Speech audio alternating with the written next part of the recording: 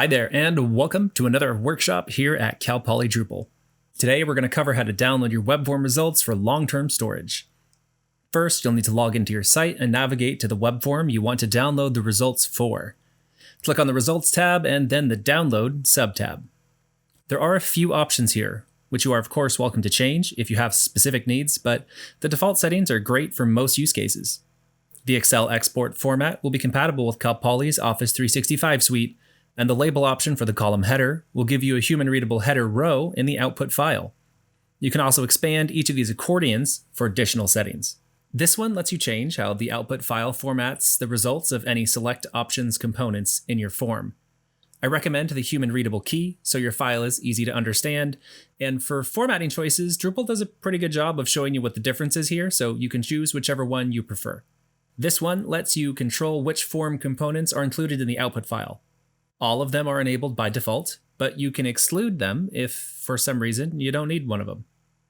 And this one lets you set a date range for the submissions to be included in your export.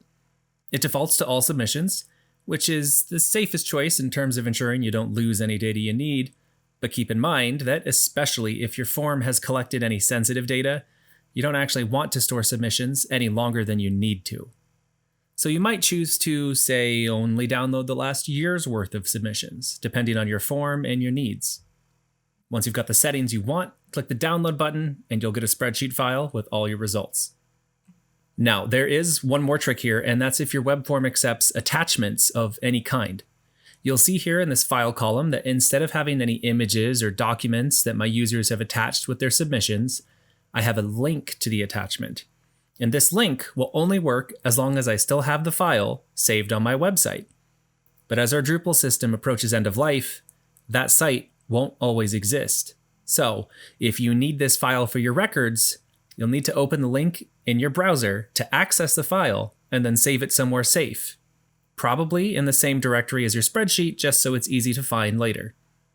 Also, keep in mind that the file attachments on our secure form system are not publicly available. So if you're working on a secure form site, you must remain logged in to successfully open these links and download the file attachments. You might also consider deleting the first part of the file's URL from the spreadsheet when you're done, so the column contains just the name of the file. This will make it a little easier to read if you need to locate that file later. Unfortunately, there is not an automated way to download these files, so this part might be a little tedious. But that said, especially for any secure form sites, please have your team carefully consider its long-term storage needs and make sure you only download necessary files and submissions. After all, the most secure way to store sensitive data is to stop storing it as soon as you don't need it. And the fewer files you download, the more time you'll save at this step of the process. All that said, our final note today is just a reminder to make sure that any submission spreadsheets and any file attachments you do download are stored securely. And, of course, deleted once they're no longer needed. That's it for today.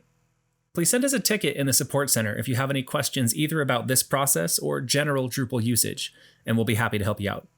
Thank you for joining me, and have a great day.